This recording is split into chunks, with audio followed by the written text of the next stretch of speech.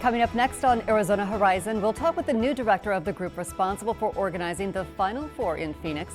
Learn how one tool is helping police identify who is most at risk of becoming a victim of deadly violence. And we'll find out why some consider a new tech agreement between Mexico and Arizona a pretty big deal. Those stories next on Arizona Horizon. Arizona Horizon is made possible by contributions from the Friends of Eight, members of your Arizona PBS station. Thank you. Good evening and welcome to Arizona Horizon. I'm Christina Estes, in for Ted Simons. For the first time in more than 20 years, the Final Four will take place in the West. In 2017, the University of Phoenix Stadium will welcome the men's NCAA semifinals and national championship basketball games. The person who will lead the local organizing committee was just announced yesterday. Executive Director Dawn Rogers joins us to talk about her role and what the event means for all of us here in Arizona. Thanks for coming in. Thank you so much for having me. Now, in your former position with ASU Athletics, you were involved in the bid process. I was. So what clinched it for Phoenix? I think the region, the hospitality of our region, and how excited everyone was to host. And so when the committee was here last November, I think they really sensed how much our community wanted to have the event here, and that meant a lot to them. After winning the bid, I read that you immediately started looking to see who's the best person to lead the way. And you looked in the mirror and you said, it's me. I did. I was so excited. Our group was. We've been working on this collectively since 2007, and so we were so excited when we got the bid. And then I started. You immediately start planning, and so I kind of started to think who. We have such tremendous folks here in the Valley, and I started to think who would be the right person. And it just. It was something I was really passionate about. I love the leadership of the NCAA. I love the folks that we've worked with across the Valley. And so I talked to my husband and I talked to my family, and I thought it was the right time for me to try something new. And fortunately for me, the committee agreed. Now, we just had the Super Bowl here earlier this year. Yes. The host committee had to come up with $30 million for the game and all the events surrounding the game. And I think the National College Football Championship is something like $16 million or so they have to raise. What do you have to raise for the Final Four? Where's the money going to come from? And then where's it going to go? We will not have to raise as much as the Champ game is putting together right now. And we are finalizing our budget. So before I throw a number out there that's a little too high or a little too low, we're going to firm up our budget. But it is less. And we'll go to some of the same stakeholders that have supported the previous three events, because I throw the Pro Bowl in there as well. And we'll also look to some new people that have an interest in college basketball where they might have not have had an interest in football. But we'll look across the region and put together a financing plan that works to host the games. We feel really confident that we'll be able to raise the money for it, that people are really excited to have this here for the first time ever. Sports fans, a lot of them are excited about it. Why should non-sports fans care about this? I think anytime you host an event like this, it brings a lot of fun activities to the Valley. So one, if you're a music fan, you'll love the music festival. Last year Rihanna played during the games at the viewing party. Zac Brown Band, Lady Antebellum were here. 2 years ago, a group of, not me, but a group of our folks from Phoenix sat on the rain for 3 hours listening to a free concert by Bruce Springsteen. So the Fan Fest will be here, which will be a lot of fun for families, different activities to go to. There'll certainly be a lot of parties and activities that'll go on. There'll be a run and a dribble. So even if you're not a basketball fan, there'll be a lot of things for you and your family to enjoy. Just like the last Super Bowl, the Final Four games will be played at the University of Phoenix Stadium in Glendale. A lot of events are going to be downtown Phoenix. And you also want to make sure that Arizona State University is very involved. Yes. Why and how do you hope to do that? I think one of the things that was unique about our bid was we really talked about the host institution. And right now we have students at Arizona State University involved in the planning of the event. For example, we're doing a sustainability class that part of the project at the end of the class is putting together some sustainability ideas to implement at the Final Four. And so I've been working with the College of Nursing, the College of Education, Cronkite. We'll involve some other colleges as well. And we really want, this event to actually be a classroom for our students at Arizona State University. When you talk about sustainability, sometimes people think, oh, you throw up some recycling bins and people throw their paper cups in there. You're talking about something a little bigger, right? You can run the gamut of different, different events, ways to power events. I like the one phrase that my colleague uses, that recycling is the doorstep to sustainability. So there's taking power off the grid. There's a lot of different ideas, and I'm excited to see what the students come up with in our class of different off-the-wall ideas that we can try to implement. I know it's still early, but you've tossed out a couple of groups, maybe, or organizations when it comes to legacy projects. What are legacy projects, and what are you looking to do with that? One of the things that the NCAA is really passionate about is leaving a legacy when the event is over, leaving your community better than when the event came. And so we've looked at a couple different programs that speak to our area. The Hispanic Mother-Daughter Program and is one of them, but we'll do a lot around literacy. That's something that the NCAA is really passionate about. We'll be unveiling our logo here in a couple weeks, and we'll have an elementary school involved in that. And we'll be talking about a literacy program and things that we do throughout the course of the year. Again, that's something that I'm excited about the students at Arizona State coming up with different ideas of how we can use the platform of the Final Four to educate youth about fitness and nutrition and sustainability. You're very excited, obviously. What are you most concerned about? What do you think maybe is going to keep you up at night sometimes? I think overall it's our first opportunity to host here, and everyone on our committee just wants it to be an outstanding event. I mean, certainly the Super Bowl set a really high bar. The national championship game will do the same.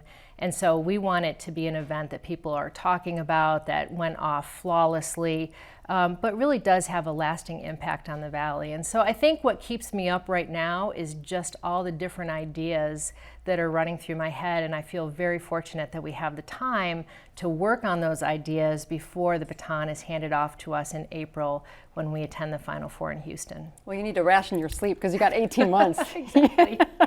Get to sleep now. Exactly. Dawn Rogers, thank you so much, Executive Director of the Phoenix Final Four. We appreciate you coming in. Thank you.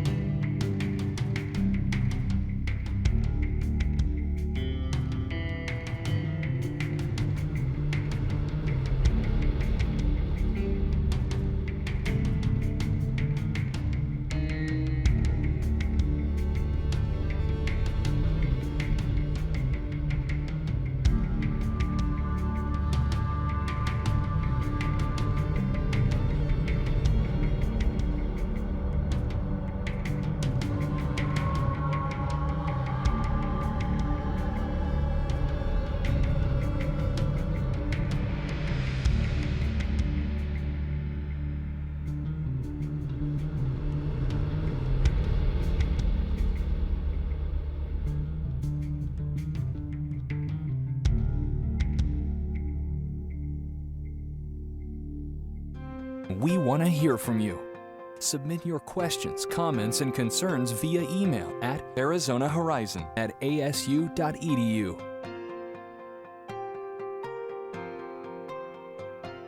A terrible scene at Tempe Town Lake over the weekend is generating conversations about domestic violence. Police tell us a 27-year-old man intentionally drove an SUV into the lake, killing himself, his estranged wife, and their 3 young children. For our next guest, the case reinforces the need to increase awareness and support, especially through an evaluation tool and a new state law. Here to tell us more is Maricopa Association of Governments Regional Domestic Violence Chair Robin Barker and City of Phoenix Prosecutor Amy Offenberg, who is also the Domestic Violence Liaison for the City of Phoenix. Thanks to both of you for coming in. Amy, we've got to address Tempe because it was such a horrible, horrible situation. Absolutely. As a prosecutor, how does that impact what you do when you go to work? Do you think, what are we doing here? Or every time something like this happens, the first thing you do is go, did I ever deal with these people? And fortunately, this is not one who I ever dealt with, but that is the first reaction anytime there's a tragedy like this. And then you start thinking, how do we get involved? How do we help? How do we make sure something like this doesn't happen again? We do want to let people know throughout our conversation we're going to be putting up a website and a phone number that people can write down. They can call themselves or reach out if they're interested in getting help themselves or they want to help somebody else. October is Domestic Violence Awareness Month. Robin, MAG is using it to spread the word about a tool that's being used to help identify victims who are most at risk of being killed. That's correct. Tell us about the tool. What's it called and how does it work? The tool is called a lethality assessment, and what it is in simple terms is a list of questions that a police officer or a victim advocate might ask a victim. They go through these questions and they assess how dangerous the situation is that they're in. And this tool is very valuable in 3 different areas, really. First of all, it gives the victim a real sense of the danger. Sometimes domestic violence victims don't realize how much danger they're in. They've adjusted to that. It gives the police officer or the victim's advocate an idea of what kind of danger this is and gives them an idea of what kind of resources they may need to get to this victim as soon as possible. And then thirdly is the judicial side.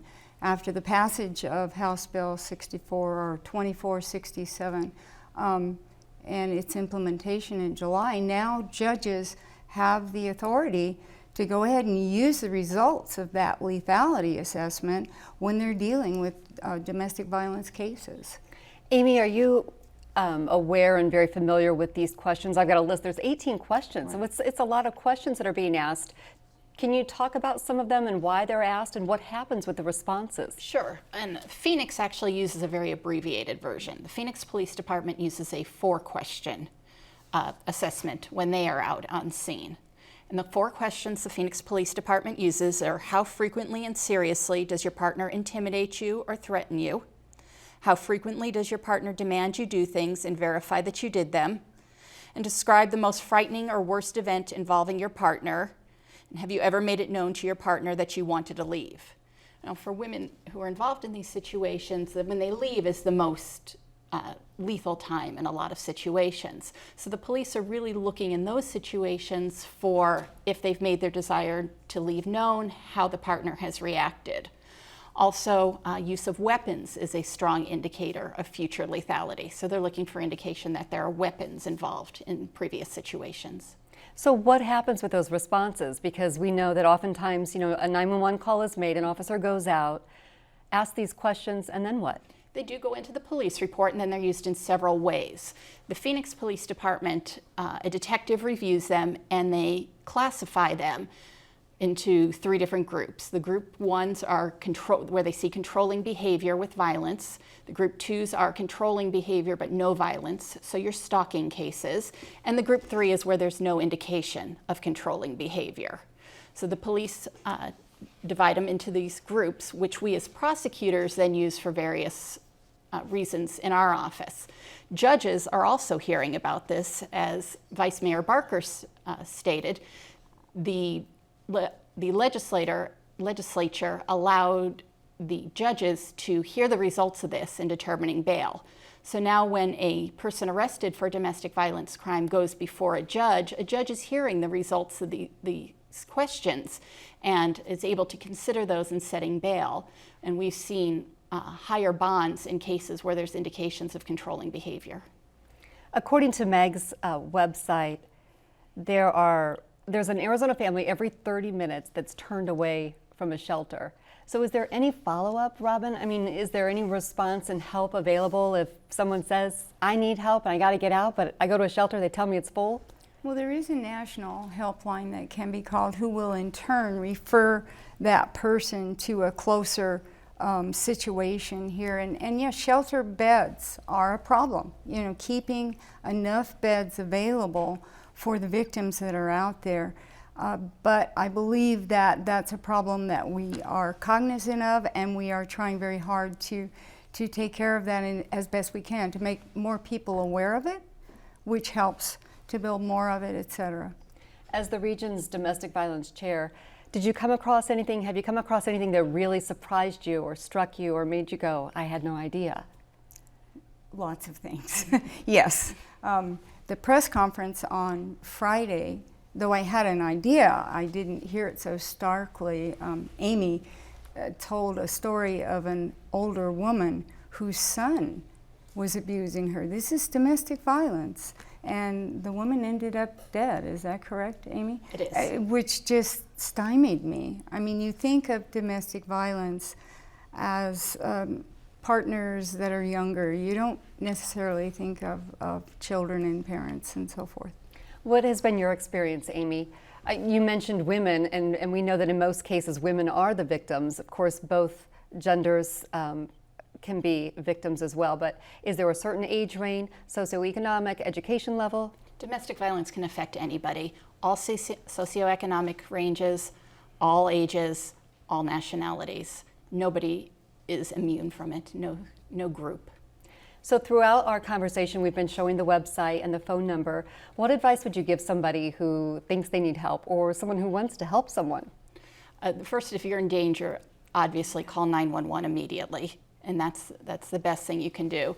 Other than that, there are a lot of really great resources out there. The Arizona Coalition to End Sexual and Domestic Violence has a wonderful website and have a lot of resources to help people who are looking to get out of an abusive relationship. Also, Phoenix has gone to a centralized screening for shelter. So there's one number you can call and get all of the information you need for available shelter beds throughout the Phoenix area.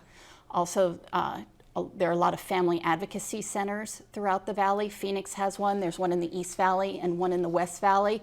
All of those are staffed with victim advocates, police officers, and others who can provide assistance to people who need help or are trying to help somebody else in a domestic violence situation. Amy Offenberg, Robin Barker, thank you both for coming in and sharing your insight. We appreciate it. Thank you.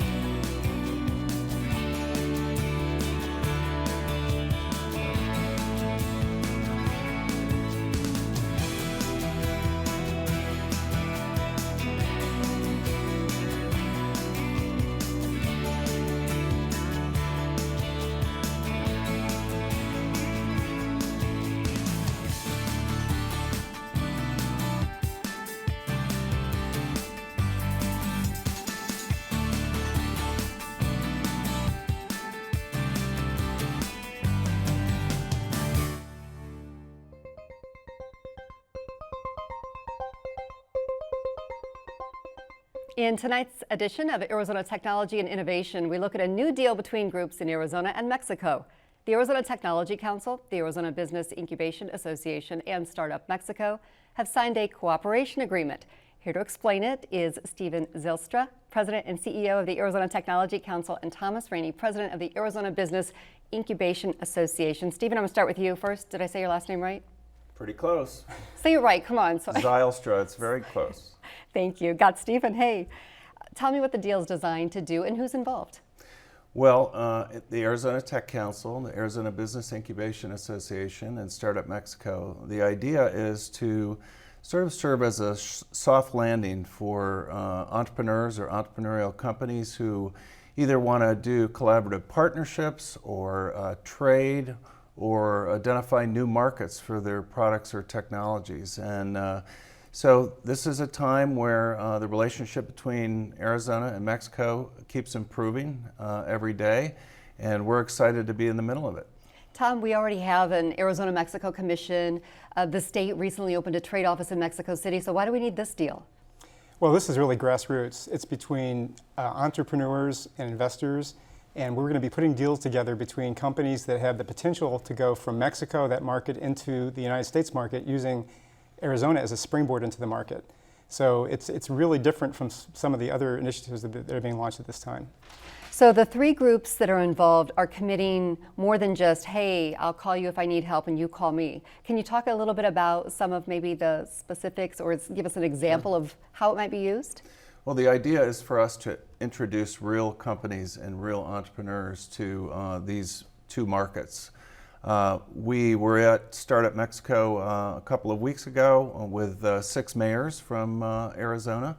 got a tour by Marcus Dantas, who's the CEO, and got to meet some of the entrepreneurs who are starting up there in Startup Mexico. And our goal is to connect real entrepreneurs with real investors, with real opportunities across border. And the three organizations are really the entities that are designed to both vet and facilitate these interactions between parties. What kind of entrepreneurs are we talking about? What kind of businesses? Well, they're all technology. So a lot of them are in the IT space, some of them are in the bio space, but I would say 99% of them are technology-based companies, high growth potential companies. And Tom, there's a lot of talk about incubation programs, and how would an entrepreneur in Arizona benefit and an entrepreneur in Mexico? Well, I can give you a real-life example. After coming back from Mexico, we actually were able to match one of our companies up with a business opportunity that we encountered while we were down in Mexico. So the goal really is real tangible, hands-on support to these companies and helping them find business opportunities that will lead to their growth. There's also a point in sharing, what you say, best practices and that sort of thing. Is there any concern about, helping my competition? No, that's really what the association is all about. There's a National Business Incubation Association that actually is gone international. And here in Arizona, we have 36 different organizations that are part of the Incubation Association. And the whole goal is to share information and best practices.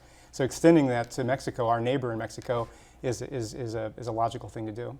And Stephen, the agreement I think also calls for doing some startup competitions, or is that just a goal down the road, or is that something that we'll see happen, and what does that look like? Well, for instance, the Arizona Tech Council does an event in December called Startup Connect.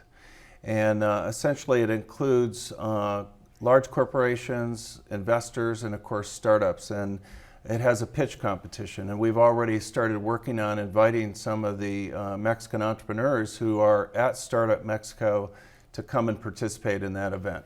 And who are they pitching to? Potentially investors, angel investors especially, and also large corporations who are looking for strategic technologies to complement what they do inside the company.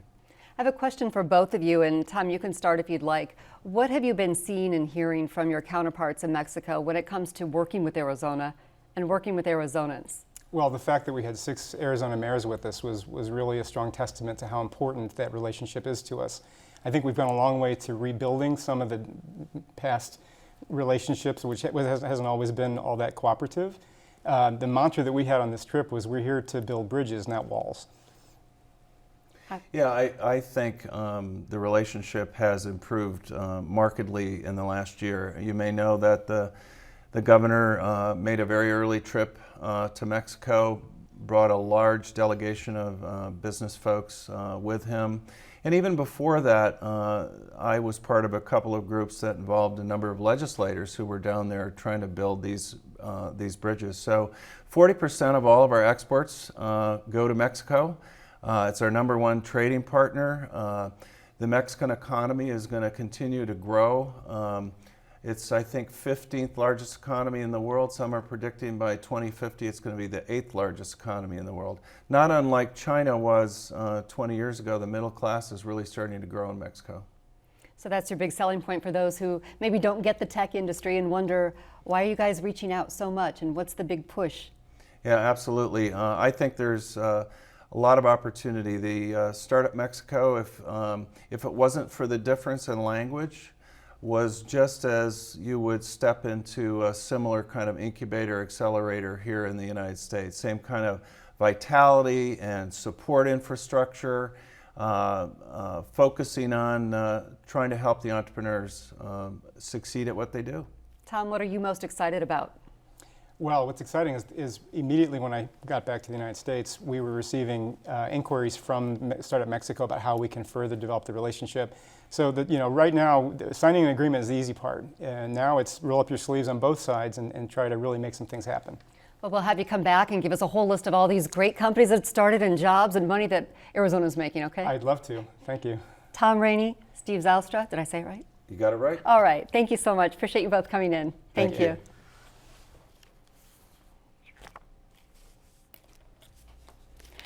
Wednesday on Arizona Horizon, researchers are sharing what they've discovered about Scottsdale's McDowell-Sonoran Preserves and its 150 miles of hiking trails. And we'll talk about the importance of parent and community involvement in schools. That's at 5:30 and 10 on the next Arizona Horizon. I'm Christina Estes. Thanks for joining us. Have a great night.